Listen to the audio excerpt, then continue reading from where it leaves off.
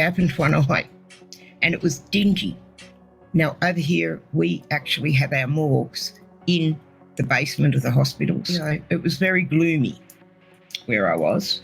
And as my eye was adjusting to the light, I was rotating my head. Well, I knew there were 3 people there. I could only see one at that time, but I knew there were others behind him. And he didn't look too good. Okay, I'm in the morgue. I've got to be in the morgue. And I rolled my head to the right.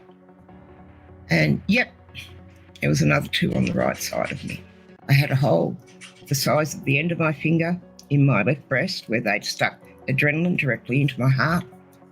And I still was intubated. I still had the tube down my mouth. Once I worked out where I was, I decided to try screaming, and I couldn't make a noise.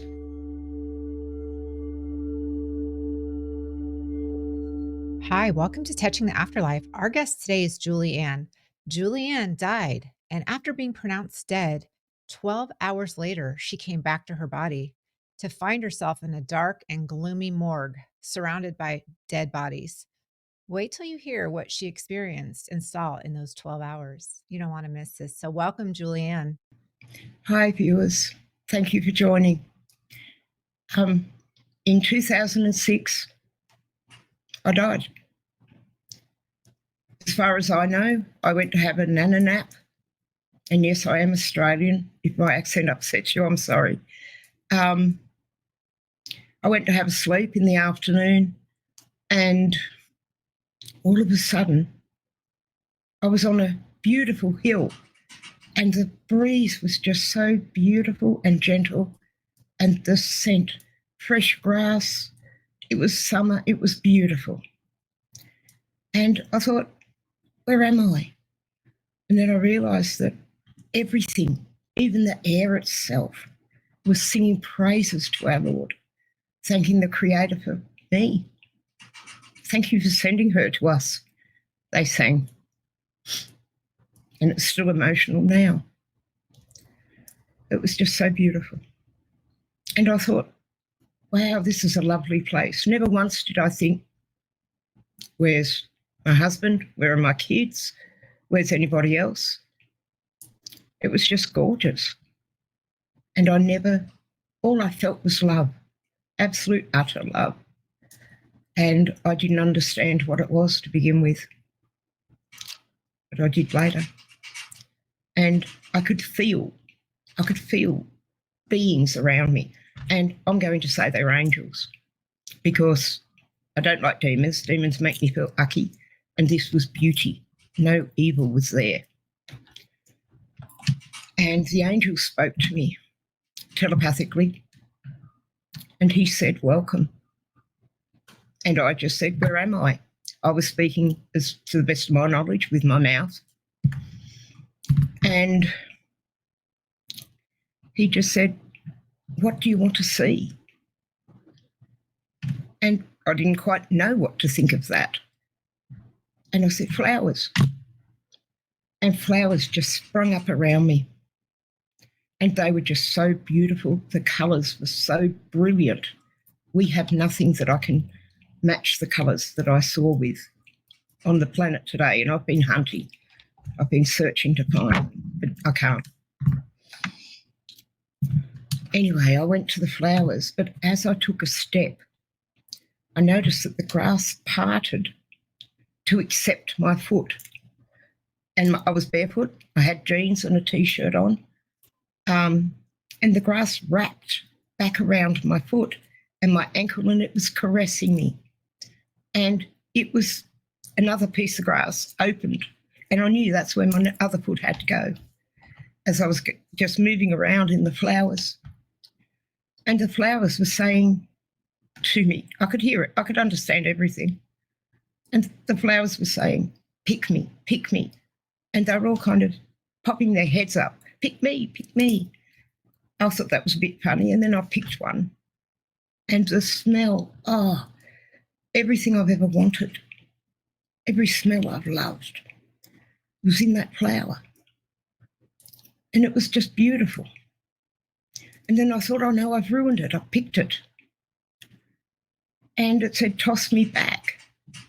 And I thought, okay. So I did, and it just reattached to its stem. And I thought, cool, I like this place. And the other flowers were shouting for my attention. I said, ease up a bit, guys. I'll be there in a sec. I'll get round to you. I had no sense of time, none. When the flowers, I turned around to look back to where the angel was, and there was a tree, just a single tree. And it looked to me like cows or sheep had eaten the bottom of it and made it flat just above their heads. You see that a lot in fields and paddocks. And I thought, oh, I really want to go to that tree. And I could hear it. The leaves were like tinkling bells everywhere. And as I went to the tree, the branches parted, and I could hear the leaves singing, come in, come in, come in, we love you. And they were thanking Yahweh for me too. And as I walked in, the branches came and the leaves caressed me. Everything was loving me. And the love was so intense, so intense. I don't think I could have been angry or upset at any point in time there. It was just beautiful.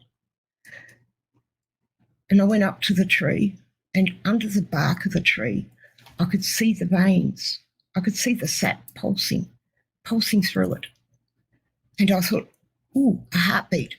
And another thing, everything was connected. I knew the earth was under my feet, but I knew it was alive. Everything was connected. I don't know how to explain it better than that. And when I got to the tree, I could see that it had a heartbeat. And I wondered if it was beating at the same time that mine was. I wondered if mine was even beating, just vaguely. But the tree said to me, touch me. And I just put both hands on it, on its trunk. And the minute I did that, I was instantly transported to the beginning of time. I heard Yeshua speak the earth into existence. I heard him say, dark and light. And I watched it, and I watched what had happened through the world. I saw the end too. I'm not allowed to share that yet. And I didn't see the wars. Saw a little bit of it, but not like look into Auschwitz or anything like that. It was, what I saw was beauty. And I saw the wonders that God has done, the creations. And it was all good. It really was. It is. And it was just so mind-blowing. And even as I speak about this now, I'm transported back there, totally transported. So it's still incredibly emotional. And it's still so very, very real. It's like, not like a memory, it's, I'm back there again. And once I pulled myself away from the tree, I looked around and the angel said, what are you looking for? What do you want to see now? I said, I want to see the river of light. And there was a river, and it was gurgling and it was singing as well. And I just wanted to get into it. And I walked to it. And the water was singing to me. And then the water moved away from the bank, and there were steps. And I went down into the bank. The water, well, it didn't engulf me, it wrapped me up. And it was so refreshing and so beautiful. And I never got wet. Never got wet. Yeah. And when I put my hands in to pick the water, I wanted to splash it on my face. And I put the water up. It didn't wet me, but it was so refreshing, like it went right through. And so I lay back in it. I didn't sink. I was floating, I guess. And I felt like a hand behind my head, just holding my head. And the water just caressed me. And it was just beautiful. And I wanted to stay there forever. And I think I might have said that. I'm going to stay here forever. And then the water told me, no, you need to see other things. I view it as a fact-finding mission that I have, that I was gifted to see things. And the water actually, it lifted me up and put me on the bank. And I was very upset. I wanted to go back in, but it wouldn't let me. And I knew it would be rude if I just jumped, so I didn't, probably enough. And like I said, time, I didn't know how long I'd spent anywhere. Oh. And the river, as I said, put me back up, and I was just feeling so beautiful. So everything I'd ever wanted was what I was feeling. I didn't know that I wanted it, but after I felt it, I hunt for it now.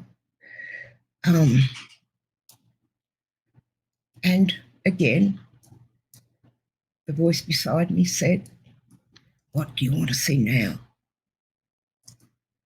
And I said, I want to see my God. Take me to my Yahweh.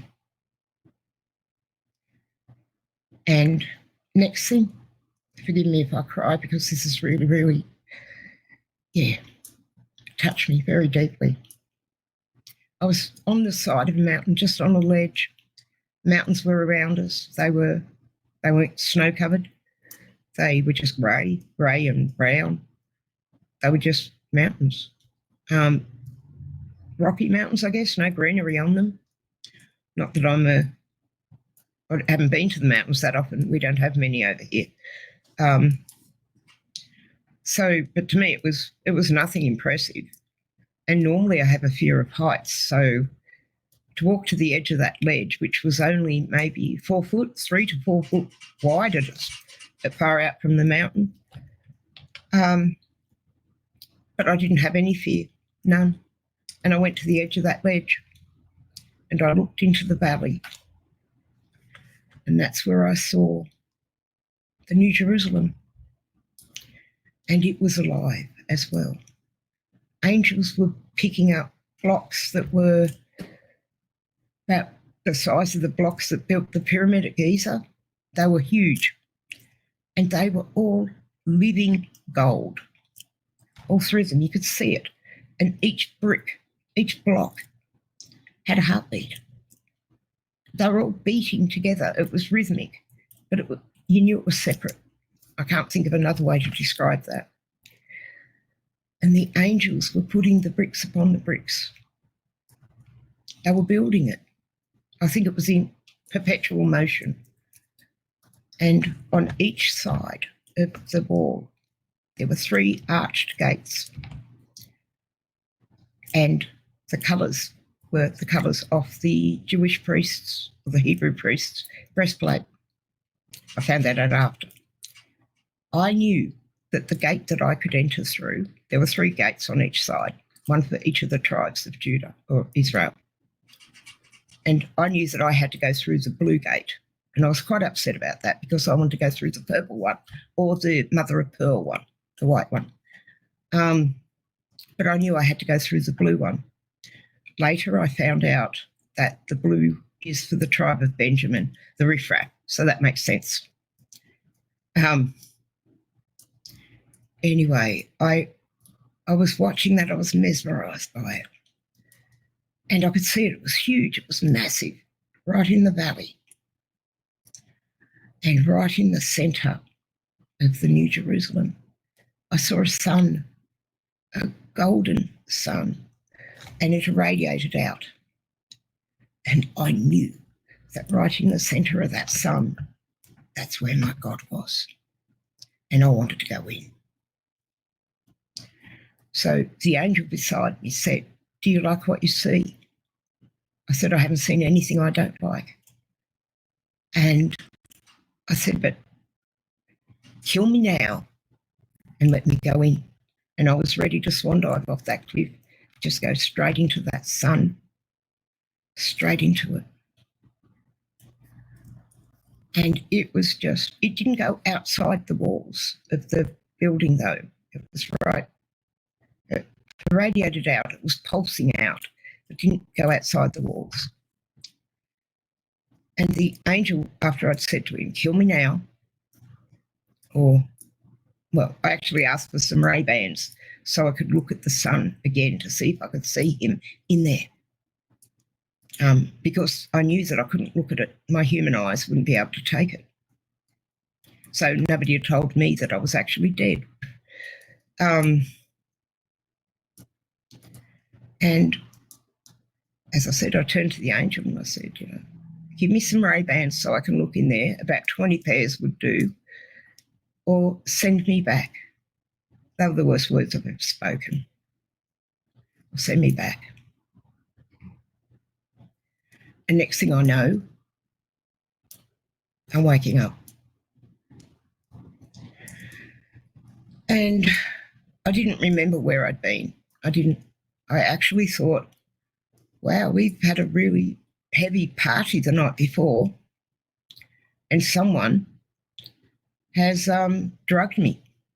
And I was naked and I thought, oh my goodness, what's happened? Where am I?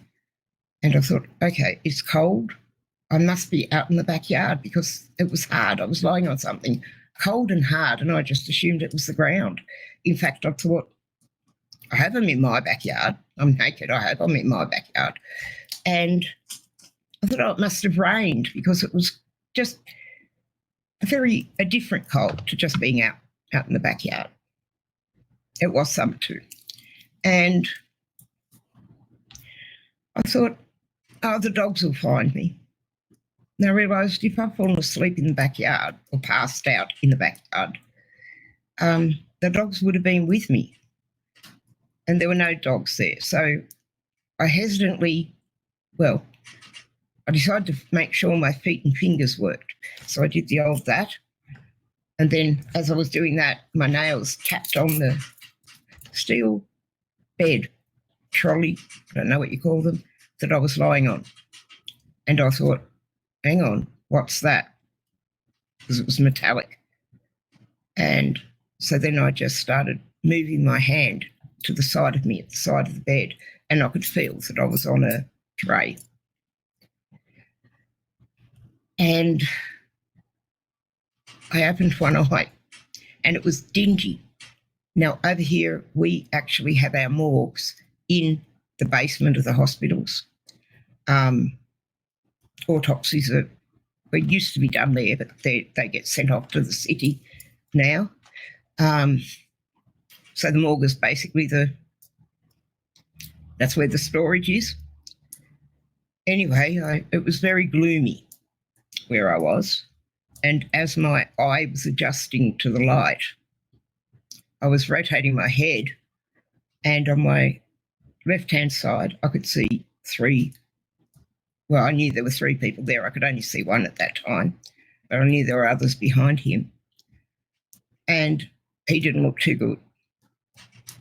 And I thought, okay, I'm in the morgue. I've got to be in the morgue. And I rolled my head to the right. And, yep, there was another two on the right side of me. And again, I started feeling myself over to make sure that I wouldn't have to start singing, "Oh, bring back my liver to me, make sure they hadn't taken anything. And I felt that I had sore spots on my side and on my chest, and that's where they paddled me. I had a hole the size of the end of my finger in my left breast where they'd stuck adrenaline directly into my heart. And I still was intubated. I still had the tube down my mouth. Once I worked out where I was, I decided to try screaming, and I couldn't make a noise. I could breathe quite well. I could feel the tube in my throat. And it never occurred to me to take it out. I sat up on that bed. That's when I realised there were two, a man and a woman dead on the right, and there was a woman and two men on the left. So I just thought, okay, they're definitely dead. They didn't look too good. And as I turned around, and there was a sign on the wall over a doorway, and it said autopsy suite. And it was little, I don't know if you guys have them over there, but we used to have them years ago on the fish and chip shops where you buy fish and cooked chips. And they were neon, pink neon letters that the A was like 3 pieces. All the letters said autopsy suite, and part of the P and part of the T were blown. And I took note of that. I also took note of a few other things that were around there. And I thought, I've got to get out of here, and I'm not going through the autopsy suite door. So I was looking for the other door and I found it. Never occurred to me to clap my hands. Never did. So, of course, being barefoot, I was silent. I couldn't make a noise, and I went out the other door. There were plastic strips on it, like they have in the cold section in a supermarket, the frozen section. And I stepped through them into a very brightly lit, it had a light on, so it was better than where I had been. And there was a woman typing on a keyboard with her back to me. And I pray for that woman still today. I couldn't make a noise. I needed her to make a noise for me, to help me. I had no idea where I was. I knew I was in a hospital. I just didn't know where. And it was interesting. Anyway, I couldn't get this lady's attention, so I went up and tapped her on the shoulder. And she turned around and looked at me, and her face just turned into the scream mask. And it was like she had no bones in her body. She just went, boom, flat as a tap, like she was boneless. I can't say it any other way, but I needed her to yell for me, to get me help. And I just had to leave her there. And I went out the other door, and I walked into a room of doctors. They all had white coats on, so that's what I assume they are. I usually call them a flock of doctors, the way they go around the teaching hospitals in flocks. And instantly they go, all the questions at once, and I couldn't answer any of them.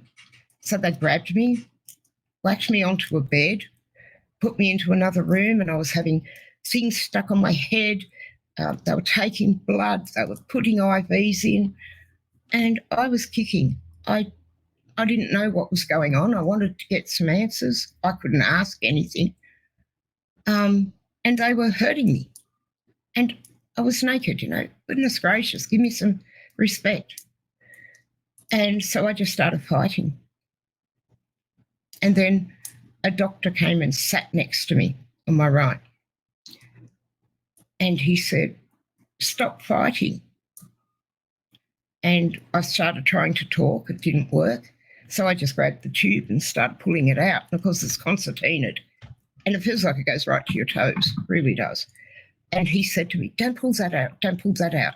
We might need it just in case you stroke out again. So, okay, stroke.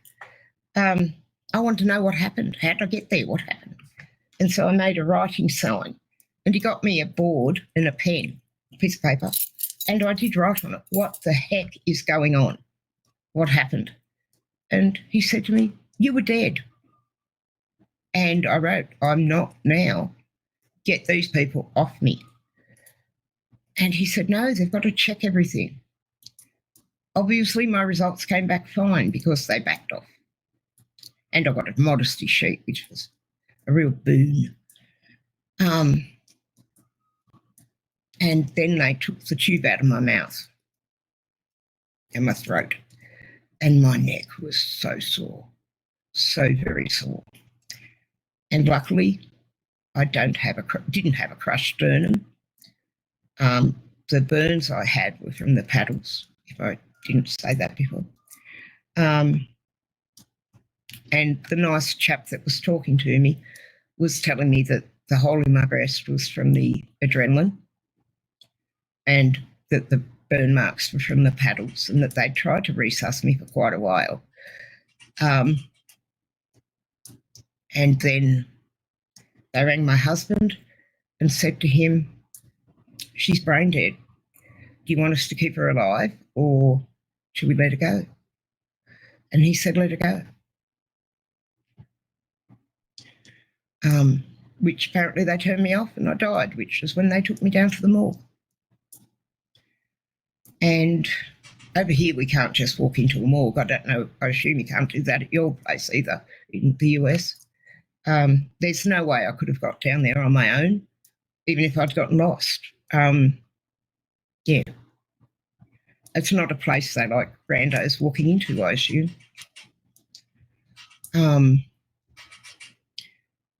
Anyway, they put me back up in the ward. Had another flock of doctors come in. I think it was about 7 a.m. by this time.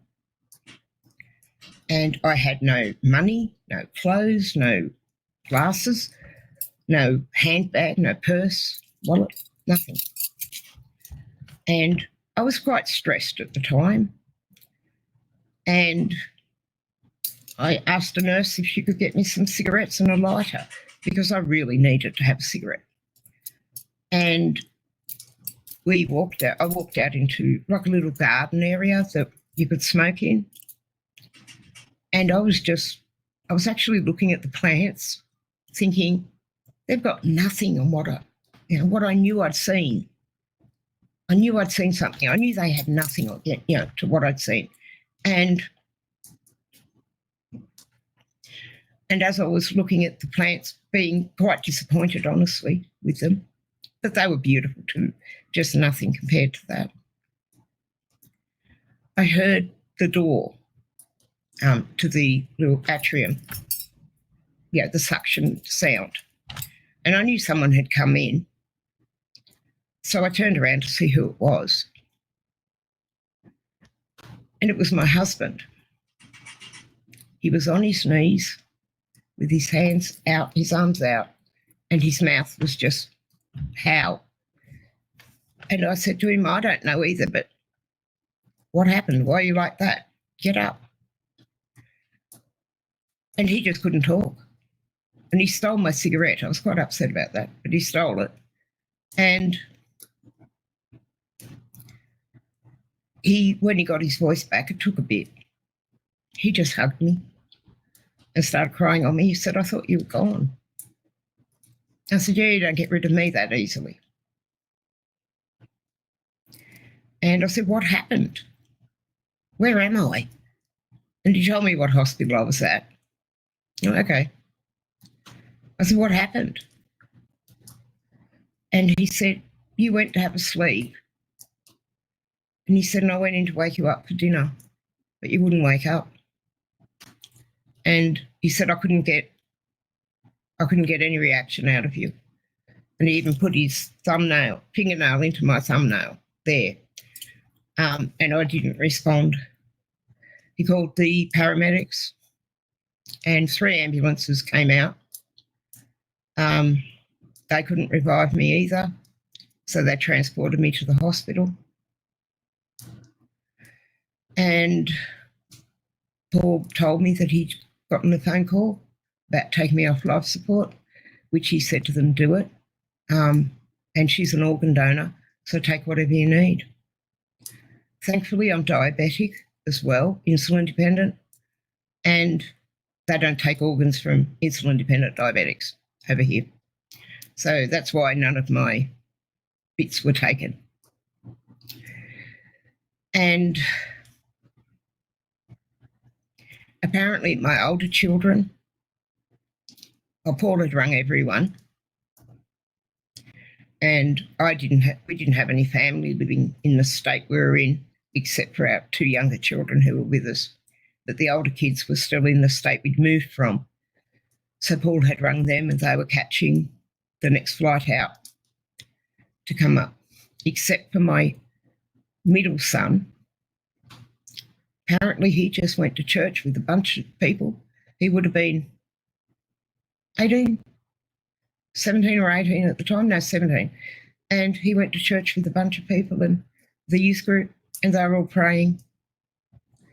And one of the girls that I had the honour of witnessing to and actually walking her into the kingdom, a great honour, she actually had a word. And she said to my son Drew, "Your mum's not dead. She's got too much to do."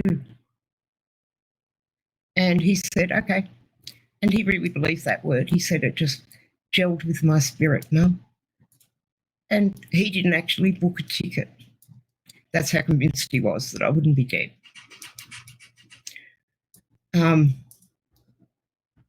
He's a great warrior for Christ. And it was just beautiful. When I went home, I rang everyone and I said, "I'm not dead." And I got the people, "Oh, they made a mistake."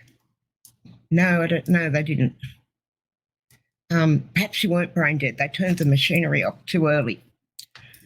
No, they didn't. But oddly enough, as soon as I came back from that cigarette at the hospital, they actually said to me, "Oh, you can go home now." And I was barreled out, taken out through the back door. I think I was their embarrassment. There were quite a few doctors and nurses on the ward all gawking at me. I was getting quite annoyed at that. And I came home and, as I said, rang everybody, told them I was alive. My mother-in-law, she just burst into tears. And she said, "What did you see?" But I wasn't ready to share that because I hadn't unpacked it yet. I had to get what I saw right in my mind. I had to make sure what I saw was from the Lord. I had to test it. And that took me a number of years before I even spoke about what happened when I was dead. Sadly, my father had died probably a few months before that. And that was really bad for me. I love my father very much, but he was a Freemason. So I'm not deluded as to where he's gone.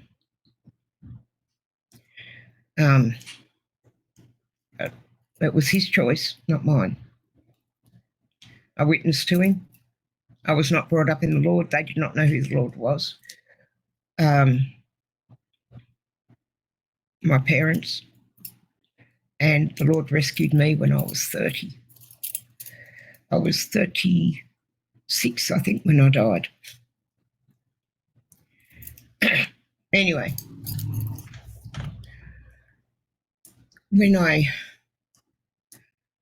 after we spoke to people, I had people telling me I wasn't dead, that they made a mistake, that I had to sue the hospital, could do this, I could do that. And they were just trying to make sense out of what had happened. And as a believer, I knew that people got resurrected. Even though I don't think resurrected is quite the word I want to use. I like to keep that for the Lord. I was reawakened. It certainly had me asking questions that I wouldn't have asked before to the Lord, and for him to respond in such a personal way.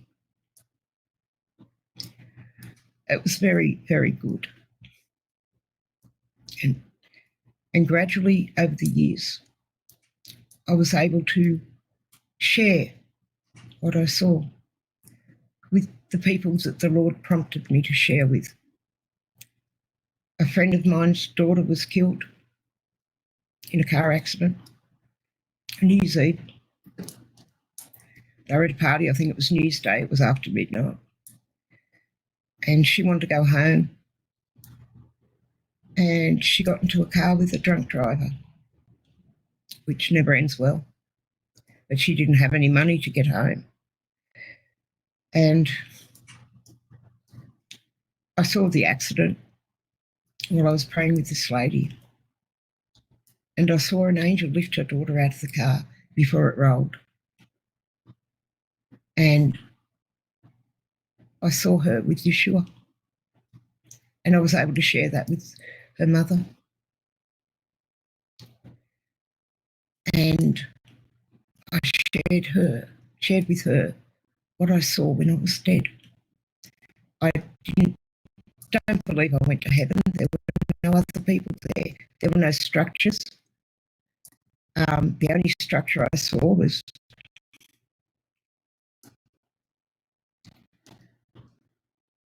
the tree and the grass. That was all that I saw there. But I was able to share that with this lady. And, oh, my daughter just loved the hills, loved grass. And the flowers, oh, she would have loved them.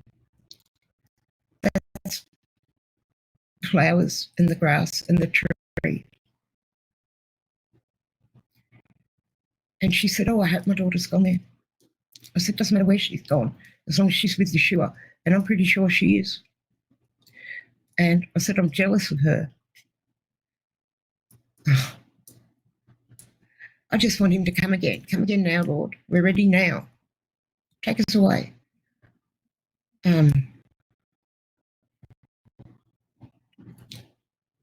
After I shared the first time with that lady, I was able to share more, and I have been able to do some recordings, and because that was not all I've seen.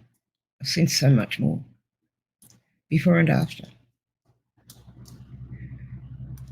So, and it was fantastic. Juliann, that is a true miracle. I can just sense in you just seeing heaven, but it sounds to me like you were in paradise. I think you're true right there. Like a paradise section of heaven? I thought of it over the years. I've asked the Lord, where did I go? Where did you take me? Mm-hmm. And the response I've had was, I showed you what you needed to see. And the amount of people in the past 10 years that I've been able to introduce to the Lord through this vision and through other things that have happened, it's just, he knows everything, and he does everything in just the right time, just the right moment. And that blows me away so much. And it's just so good to be able to know, as you said, Julie, too, that you could sense in me where, that I was definitely somewhere good. And that sense just goes out because it did happen. It is real. It is real. And there's a few things that I'm so curious about. You said you saw the New Jerusalem. Did you see it from a distance? What was that like? Oh, I was up above it. It wasn't a valley. It was kind of like on the top of a mountain, which I did check in the Bible, that is right. But it was down below me, so I say it's in the valley. And I could have taken a swan dive off that ledge and landed right in the centre of it, I had no doubt. And I am not a gymnast, but I knew that's where I'd go. And to look down into it, all I could see was a sun just glowing. And I knew that right in the centre of that is where everything I've ever wanted was. And the only thing I've ever wanted is to be in the Lord's presence. And that's where I wanted to be. And I wanted it so badly, but I knew I couldn't go in there in a human form. I knew I had to die. And that's what I said to the angel, kill me now so I can go in there, or send me back. Wow. And what did your angel look like, Juliann? I could sense him. And he's not the angel that I have with me currently. He was there.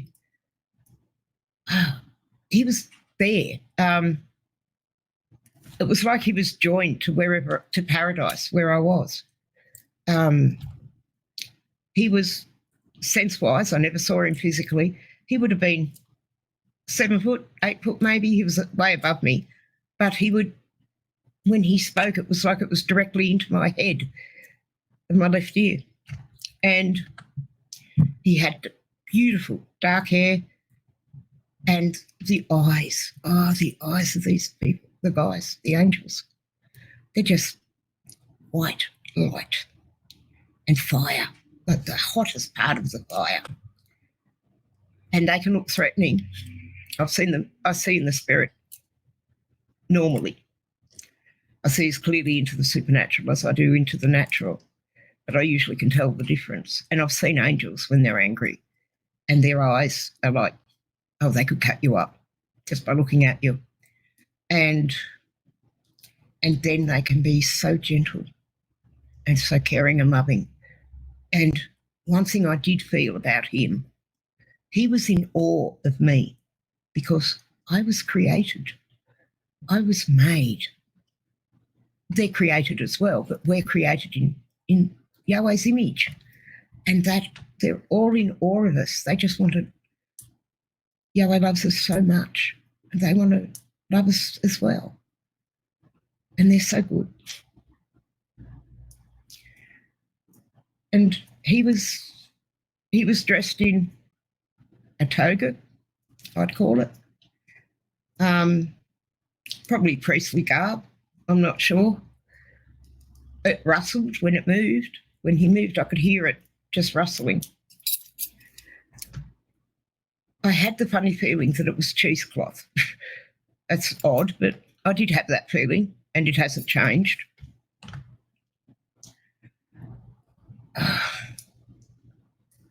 And the thought that I know I have no fear of death. None.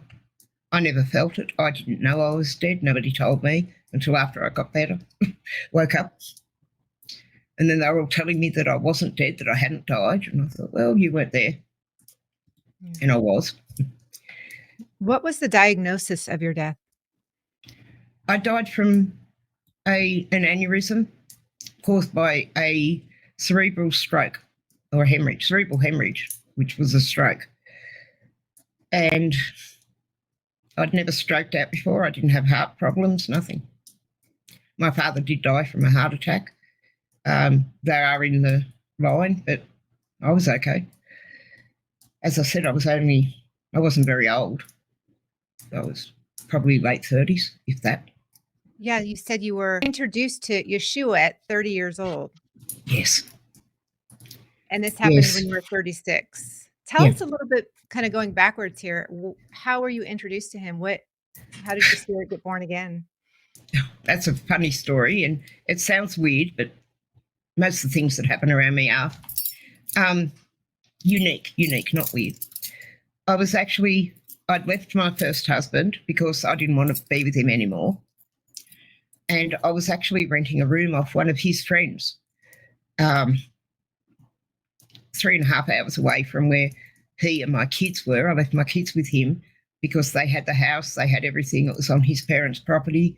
And I told the kids I'll be back as soon as I get a job and get a house and get a setup.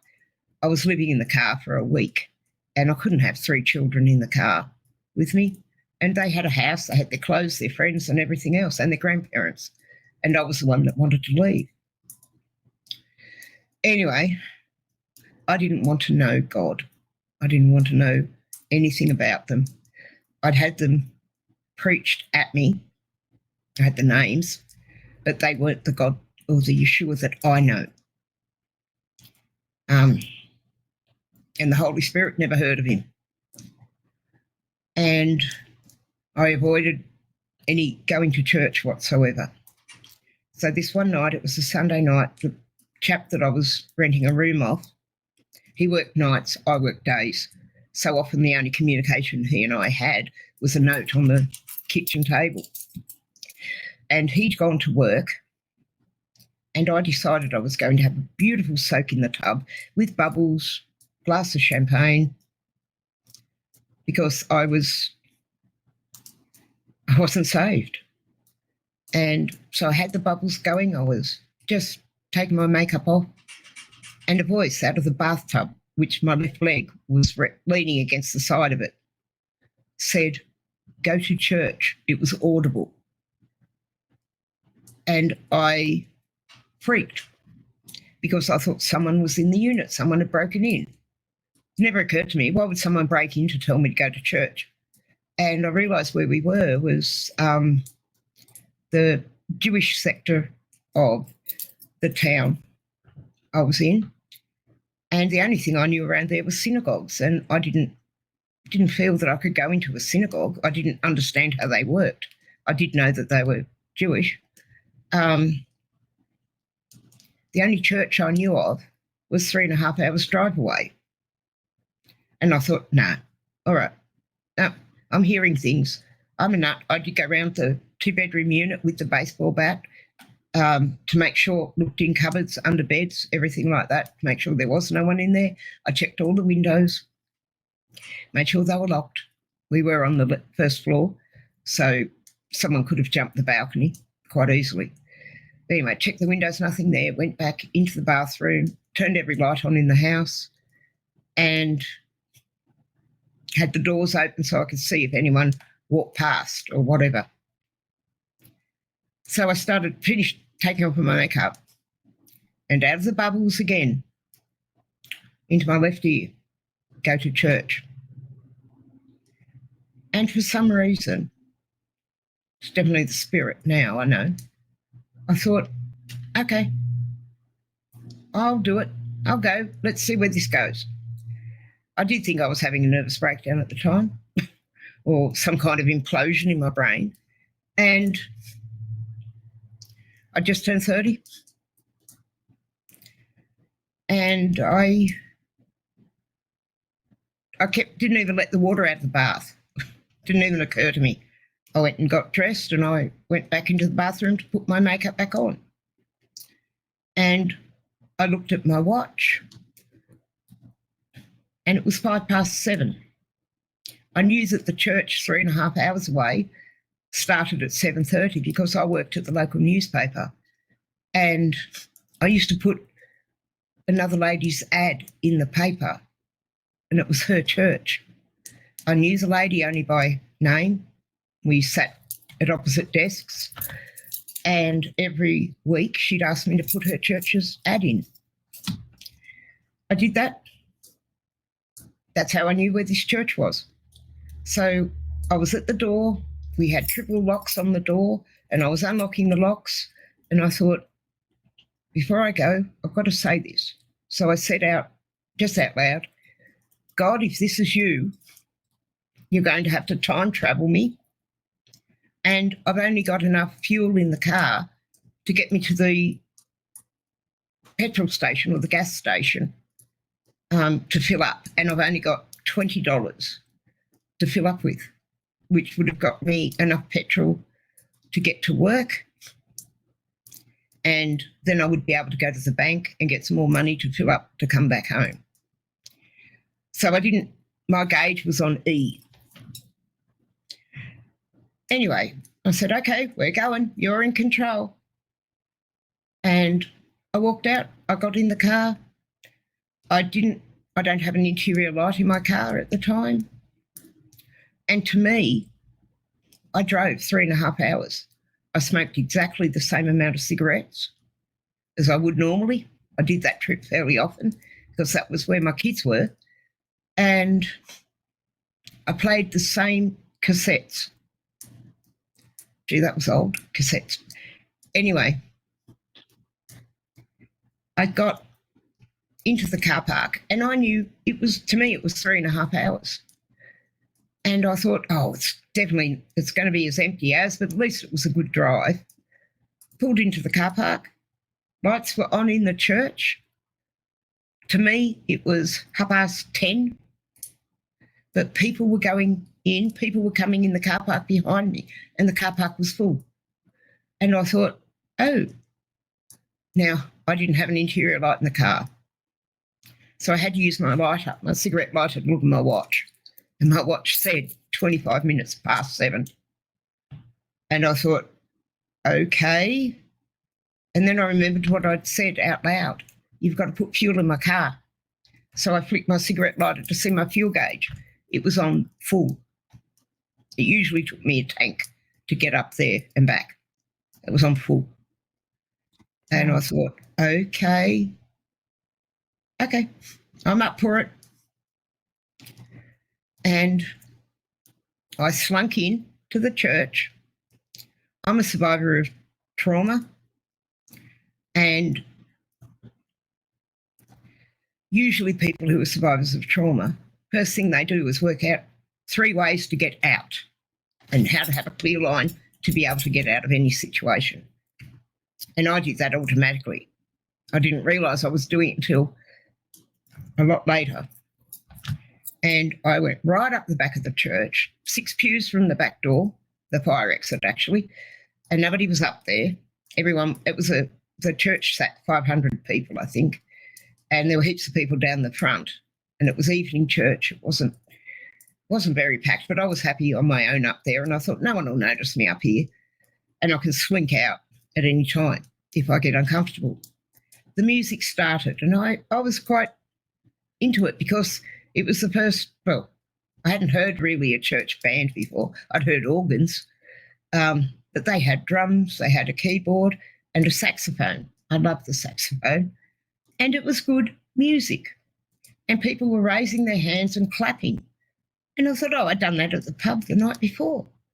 So I did that too. And bang, flat on the ground. And I couldn't move. Just wham. I couldn't move. And I opened my eyes and my arm was up in front of me like that. And I had flames dancing up and down my arm.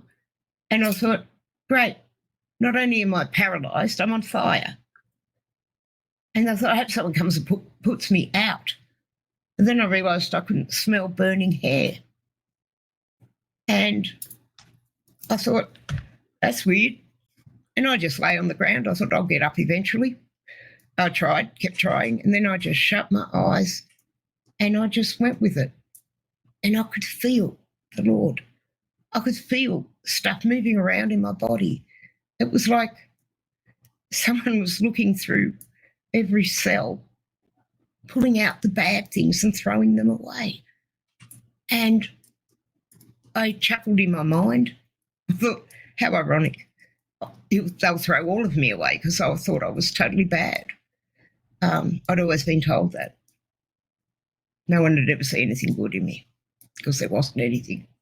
Well, that's a lie, there's a lot. And if you've been told that lie, please don't believe it. Stop believing it right now and believe the truth that there is goodness in there because he made you and he doesn't make crap. Anyway, next thing I opened my eyes again and I was looking directly into the eyes of the lady I worked with. She was lying on the ground with me and she just said to me, let it happen. And I opened my mouth to say back to her, let what happen? And a language I'd never spoken before in my life came out. And I thought, okay, I've really flipped my lid. I don't know what's going on. I wasn't on fire anymore. That was good. I could move a little bit. And she just said, let it happen. And I moved my head slightly because I could see that the pews had been pushed up, because so she could lie on the ground looking at me. But then I noticed feet standing around. I thought, oh no, I hope no one's videoing this. You know, I thought it'll be all over the news. My family are going to ring up, told you you're an idiot. Thankfully it wasn't. And of course I had no idea what was happening. I knew nothing about the Holy Spirit. I knew nothing about the gifts of the Spirit. I was I wasn't a blank slate. I was a defective slate, I think. And I managed to get into a seated position. I was able to sit up. And my friend, she sat next to me, put her arm around my shoulders, and she said, welcome to the kingdom. And I said, what kingdom? Thinking, when they take me to the loony farm, I'd like a window with a view and a purple bedspread.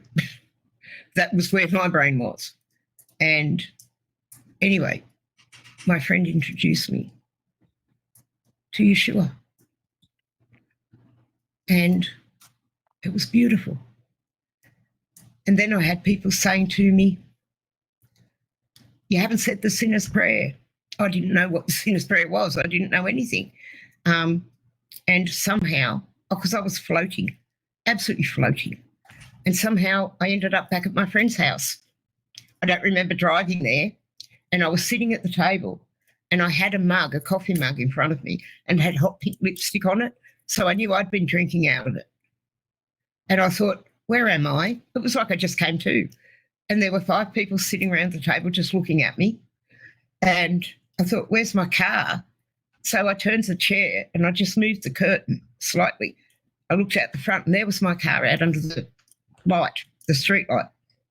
And I could see these globby things going in and out of my car. One was yellow, one was greenish, pus green, I guess.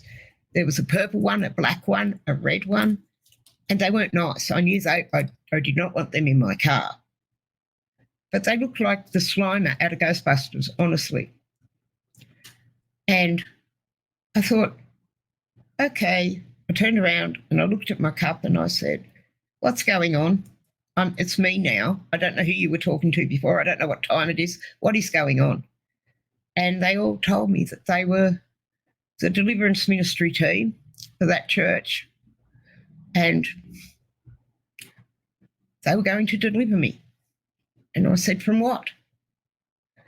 And I said, there's things on my car. Get them out of there. I don't like them. What are they, and can you see them too? And they said, yeah. And they're your demons. I said, well, get them out of me. Anyway, that started the beginning of my week-long deliverance. We dealt with stuff. And I got to see it in the supernatural. I got to see the angels fighting the demons, and it was awesome.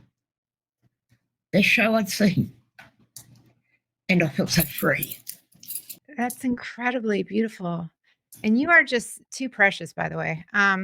But you saw the angels and the demons as you were going through deliverance. You saw it with your spiritual eyes. You could see them fighting over you. Is that what you mean? Yeah, yeah. The angels would like reach into my head and pull a demon out, and I'd feel it go. And often and then I got into it as well, and I realised that I could throw them out myself. I could tell them I no longer wanted them there, and that feeling was awesome.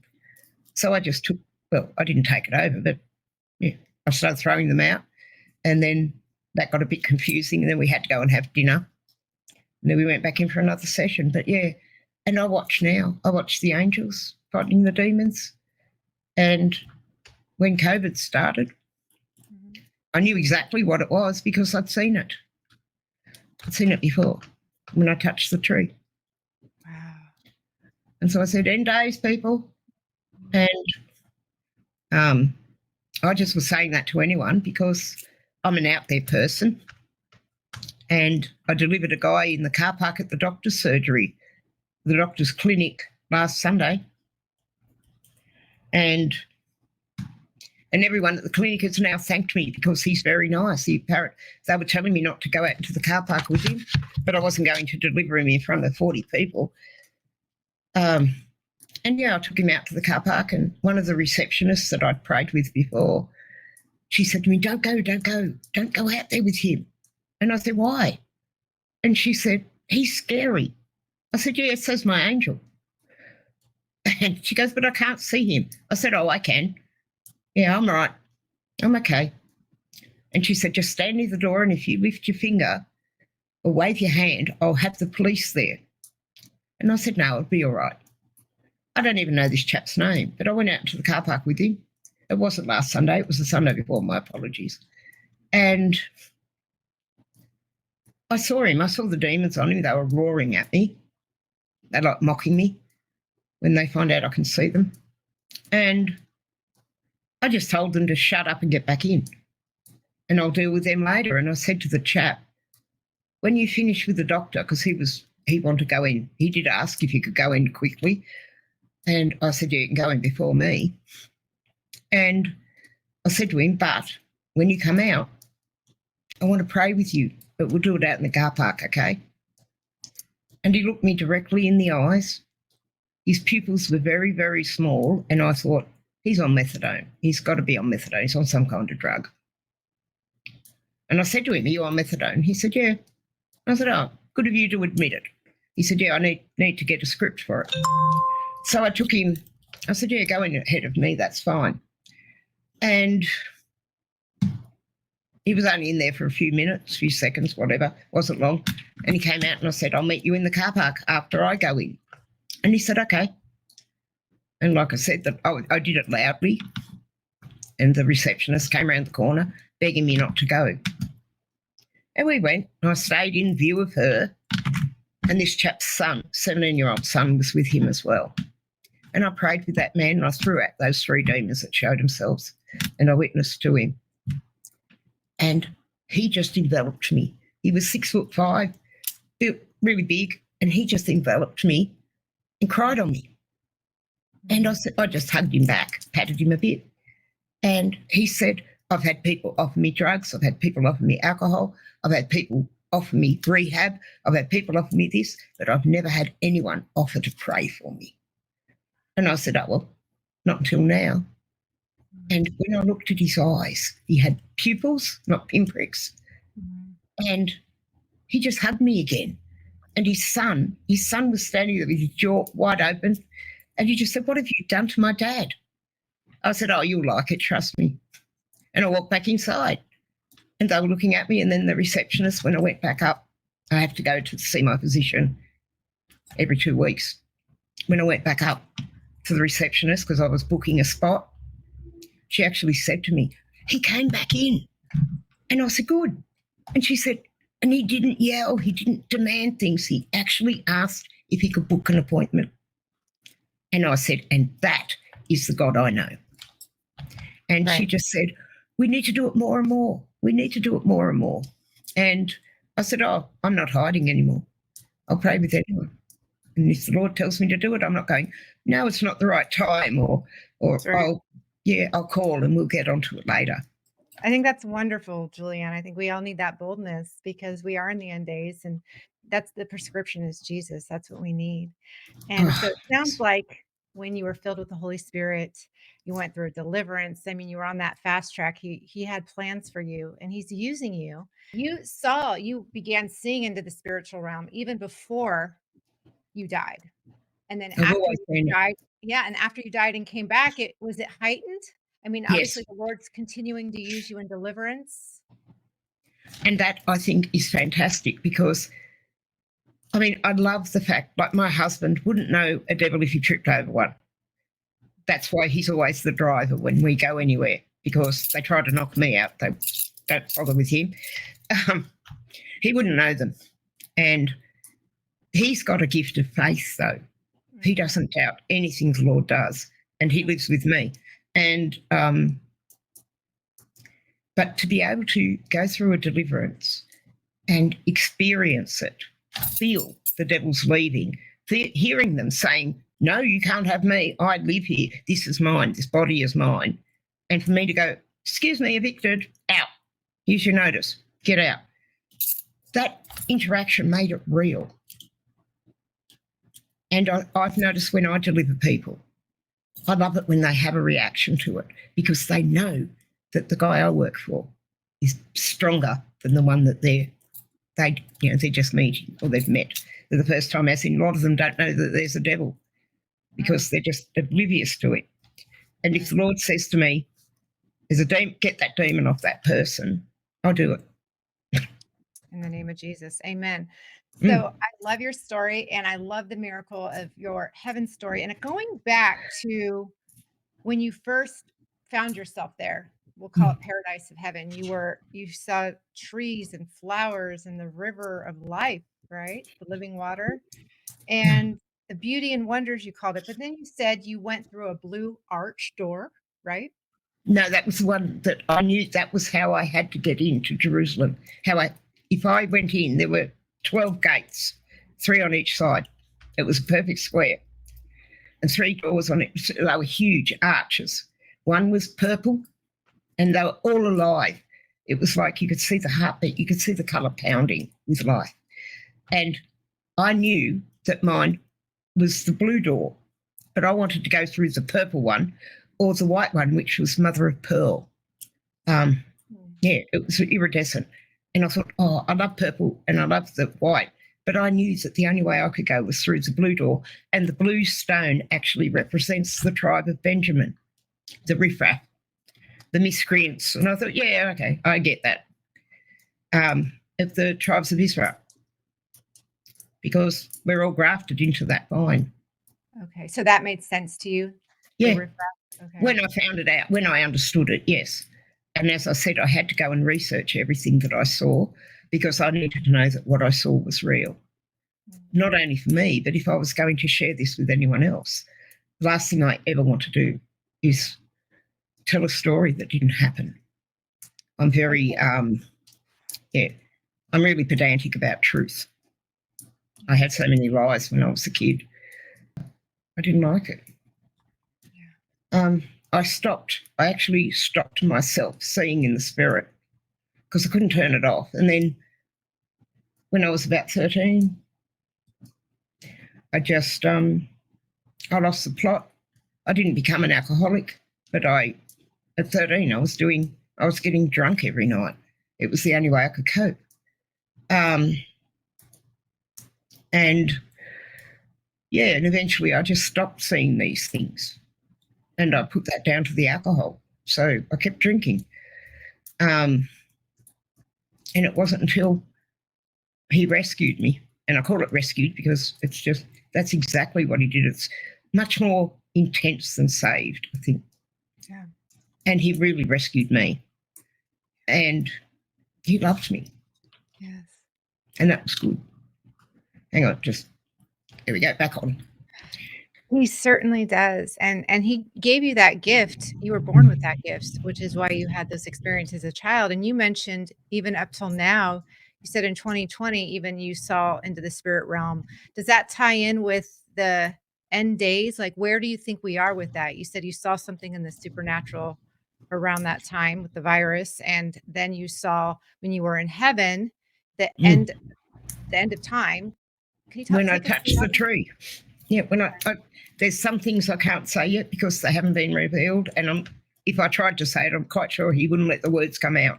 He's done that before when I've tried to tell the whole thing. And when I've prayed about that after, I just get told it's not for this time and keep getting reverted back to the book of Daniel where the angel said to him in the prophecy, seal it till the end days. So that's where I put it. I'm open to suggestion if anyone's got an idea on that. I saw mass panic around the earth. People just running. To me, it was like they looked like ants running across the earth. That's what I saw when I touched the tree, the earth, and people running across it. And they were all screaming. The earth was screaming. The earth was moaning and groaning. And I put that down to earthquakes and volcanoes. And I actually when I died, I hadn't read the book of Revelation yet. I would get round to it eventually, but I hadn't done it at that point in time. So I didn't know any of it. Only the little bits I'd heard at ladies' groups and maybe a pastor bothered to preach on it. It's not something that's done over here, preaching about end times, that I've noticed.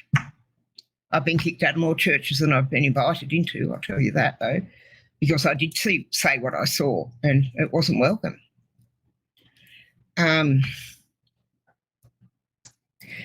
At the end, people were running to and fro, and then I didn't see a needle at all, but I knew that something had been put into their bodies that would change them. And I didn't understand what it was because I hadn't read Revelations. And I knew it was at the end. I knew that I'd find out what it was. I didn't need to ask. I didn't feel like I needed to ask what it was. And it was, I'd say it was, it wasn't the mark of the beast, I don't believe, but I knew that whatever was in it would change the bodies. And I knew that whatever it was they were doing, I did not want a part of. I would fight. That's one thing that I've done all my life is I've fought. I fought so hard for things that I believe in because they to me were precious. And this is the way I can fight the system, is to tell everyone what happened and to help them to know the truth in Yeshua and who he is and why he did this for us. He knew what was going to happen when I heard him speak the world into existence, the void. And he knew that. And so him becoming human and dying and being resurrected and going through all that horror before he died, he knew that's what he had to do for us. And he was prepared to do that before we were even made. It's all part of the great design. And I don't even know any of it. And the more that we get into it, we get further down the line, the less I know. Yeah. I hope that made sense. It does. Yeah. It's not, we don't fully comprehend everything on this side of heaven. No, because we do need to have the God brain to do that, I think. I don't get surprised anymore much. Things used to shock me even 3 years ago. And then I heard another thing, how we in Australia are losing our free speech. All of our computer work, every text we send, every phone call we make is monitored now. And I've had my phone cut off. I've had the internet drop out. There's been a lot of things happening. And nobody voted for it. Nobody said that we want this woman that was from the US, actually, that we've imported. Apparently she ran a bank over there that went bankrupt, which, yes, that's a good thing on your resume. And she's now our e-controller, her and her team. Don't even know where they are, who they are, or anything, and we can't stop it. And our Senate, because our government is very different to yours, we're based on the English line. Our Senate is tabling a report that will be put through. Most laws are made at 5 to midnight, 11:55 p.m. And yeah, so we don't get an option in a lot of them. And this new law is the MAD law, M-A-D. I can't remember exactly what that stands for, but it's taking away our right to speak and our right to think. So yeah, they're trying everything out on us over here first to see how it'll go with the rest of the world, because we're on an island. It's not like we can run away. We run out, we get eaten by sharks, and there's no land around us worth swimming to. Yeah. So Juliann, you are focused on doing the work of the Lord in these days that we're in, these end days. He brought you back for such a time as this. Tell us as we close, you heard the voice of the Lord speak the world into existence. Did you see Jesus Christ when you were in heaven? No, but I've seen him come. He's come to me when I get to the point that I'm so upset about something. He shows up and he makes it all better. And he said to me, anytime you need me, just call and I'll be there. And he's never let me down. I found out that my youngest child, my daughter, is a lesbian. Certainly not what we want. And she's spiritually aware. I don't understand how it got into it. I don't understand how it happened, because I would take her with me when we go and do what I call house cleanings, when we go over with the ghost hunters and everything. The ghost hunters would go in, say, oh, your house is haunted, you got ghosts, which of course leaves an open door for them to come in, and they will. If they see an open door, they'll get in there. Don't think they don't. And I took her with me. She saw things turn on. She saw toys that didn't have batteries in them start playing. She saw everything. She heard everything that we did. And we'd take things home with us to burn, objects that were charged objects. And there was one particular painting that I'd taken. The lady had allowed me to take it home. So I bound the demons to the painting, and when we got home, we put in our wheelbarrow, we made a fire pit, because we're not allowed to have fires over here, too much bushfire or brush fire risk. Anyway, that painting screamed, like really high-pitched screaming, all the way home. It was driving me insane. And my daughter, just as I was about to tell it to shut up, my daughter turned around and she goes, "Just shut up, will you?" And it kept screaming. She goes, "Mum, tell it to shut up." And I did. And I said, "Oh, you could hear that too." She goes, "Yeah, I've always been able to." And I thought, okay.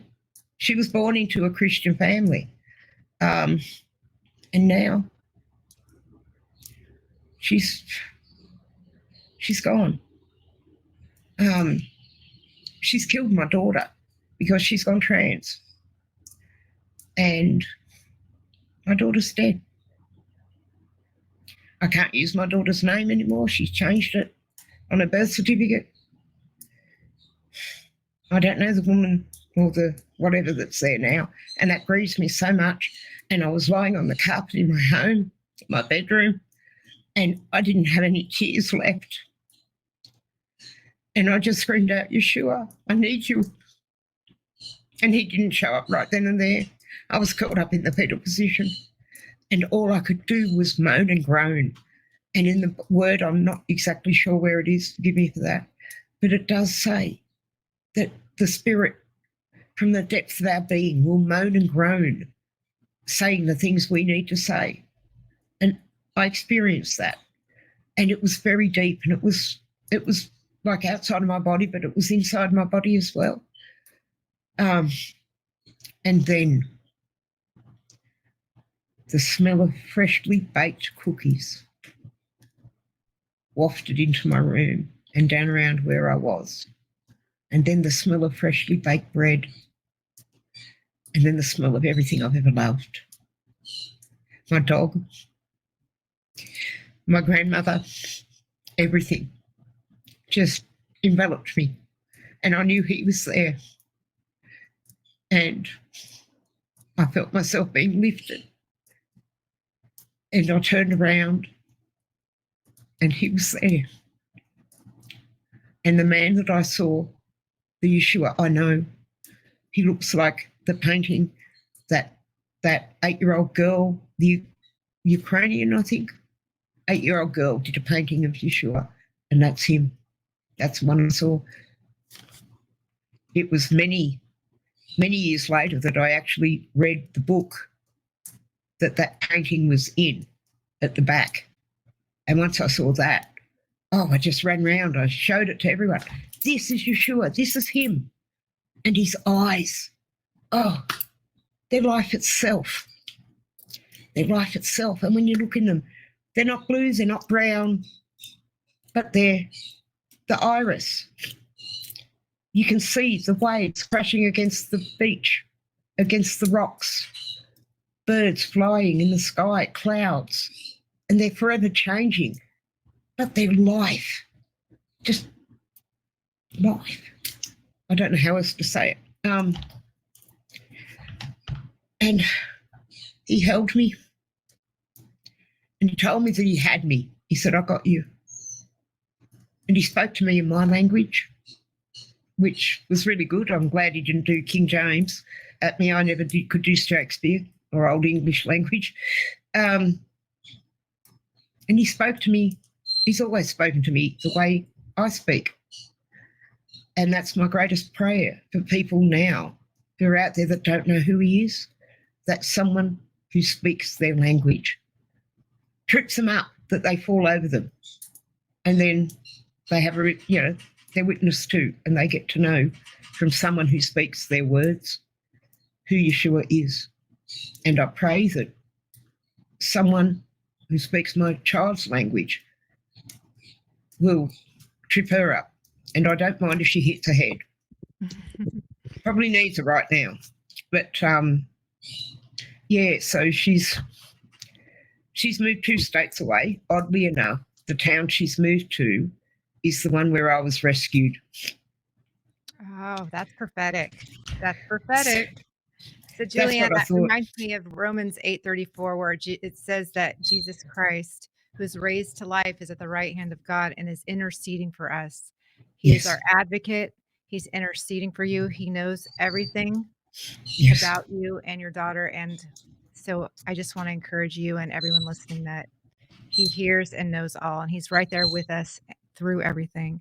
And as we close today, Juliann, I want to just thank you again for sharing so beautifully your experience of being in heaven, your death, your not resurrection. I like how you said that, you reawakening, Yeah. as well as your beautiful testimony of coming to know Yeshua. And I would love for you to close us out in prayer. And if there's any final words that you would like to leave, whether it's from your whole life experience or just your heaven experience, what would you like to say as we close? I want to speak to the other people out there that are seers. It's really difficult to tell people that you see things that nobody else does. And I've been through that. And I want to tell everyone out there who sees in the spirit, and you can do it at different levels. And it doesn't matter. The fact is, you've got a gift. The gift is from God. I've had people try to deliver me of it. It's still there. It never left. They've tried to deliver me of anything that's not of God, and that gift stays. It's never changed. It's never gone. So it is from God, because if it wasn't, I wouldn't have it. I will not have anything in my life that is not from Yahweh. And I try that. I try to live that. So to the seers out there, believe and tell people and get in touch with me. God will show you how. I don't advertise, but over the years, people always find me. And in prayer, let's go to the Lord now. Father, I thank you for this opportunity that we've had today. I thank you so much for the wonderful places you take me, and you've shown me, and the places that you'll take me in the future. Lord, it's just so good. And I know the world's pretty crappy at the moment, but I know you've got it in control, that you're in charge of everything, that nothing happens, not one single thing, without you knowing about it. That's right. And for all the people out there, more than anything, learn your Bible, get into it, read, search, find Yeshua, because he is everything. I saw him speak the words. I speak things into existence, and they were beautiful, and they still are. And just find him, because he is everything you ever need. He will provide you with everything. Yes. And Father, just to the people who don't know who Yeshua is, guide them to people who can tell them, and put people in their way that speak their language. Mm. And Father, bless everyone who's on this call today. And Father, I rebuke any devil that might try to wreck this recording and just make it not happen. You have no authority in the name of Yeshua HaMashiach. You have none. Go talk to someone who cares, because I don't. And Father, with that, bless you. Thank you for loving me. Thank you for choosing me. And thank you for pulling me out of that hole. Yeah. It was so deep and dark. Mm. And Lord, your light, nothing can compare to it. In Yeshua's mighty name. Amen. Amen. Oh.